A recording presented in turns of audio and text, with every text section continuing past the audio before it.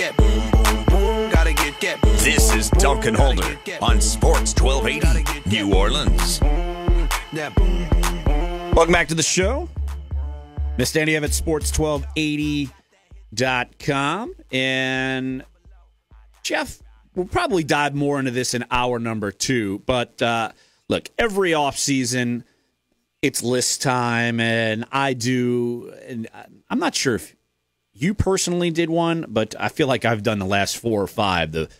I rank the players, the top 20 Saints players on the roster, and I feel like we dove into this a little bit maybe earlier this week, but I've got a post up on NOLA.com basically asking who that's out there, give me their top 20 list, and it's subjective, and it's whatever direction you want to take it, and to me, it's the first time, I'd say in 3 years, where I've had trouble trimming it down to 20. And that's a good problem to have because it's probably the first time I felt like the Saints have had a more complete roster than I've seen in quite some time. Have we ever done that ranking and not ranked number 9, number 1? I certainly have never not ranked number 9, number 1. Now, I have received a couple of submissions that have him at number 2. Really? And Cam Jordan at number 1. Who, Cam Jordan turn that in? Cam Jordan's kid, Tank, or whatever his kid's name is. It's 94. Well, it's funny. Maybe it was last year. I teetered with it just to spice it up, and I'm like, come on, I'm not going to be just doing it just to do it.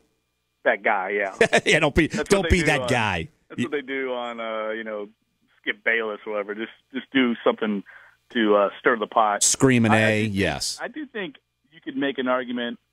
Cam Jordan clearly, I think, is number 2.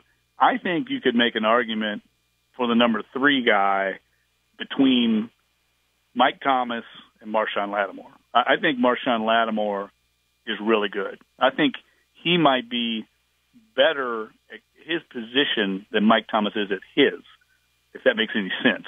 I think there might be better receivers out there in the league. In other words, I think Marshawn Lattimore might be the 5th or 6th best corner in the league.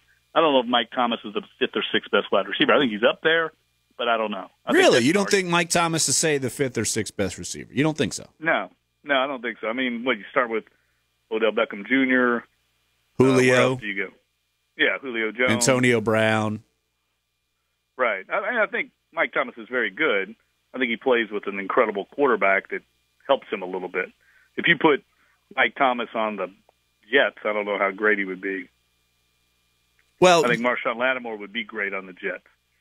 Well, he's in a position where you put him on an island and you could be great. Like, you could have a shutdown corner on a team, say a bunch of years ago when Nnamdi Asomugha was with the Raiders and the Raiders weren't any good. He was still one of the best, if not the best corners in the league. You could play that position and be great. And, well, the problem is when you're great and you're on a bad team, no one throws your way, and so you don't get the numbers. So it took a little while for Asomugha to get recognition as far as that. But I just go and look through the list that I have that I'm, like, volleying around.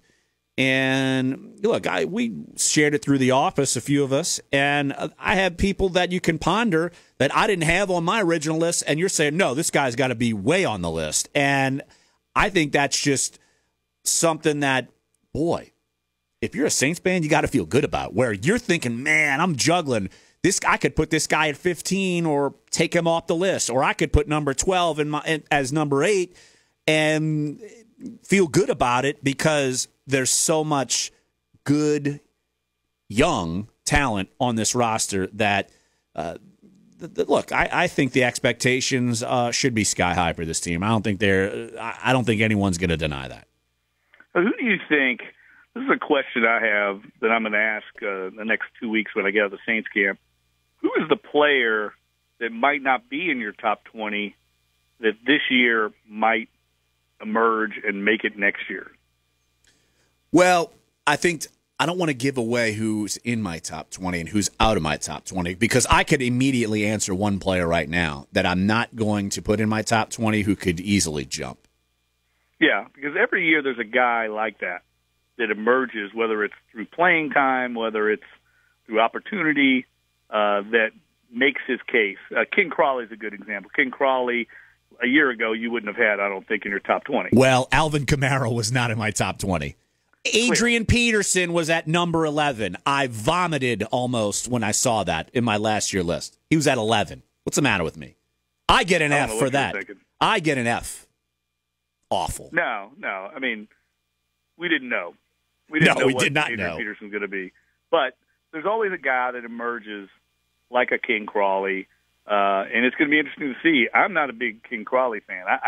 I think he played a lot, made some plays, but I think he has a lot of negative plays that can't be overlooked in his play. You and I are on the same page with that. I think he's viable, but do I think maybe even Patrick Robinson is an upgrade over him? I do. Yes, but I definitely do. You could live if you have three corners on the field and he's your third corner, you can survive with that and be fine. Yeah. Here's something that I think makes a lot of sense though too.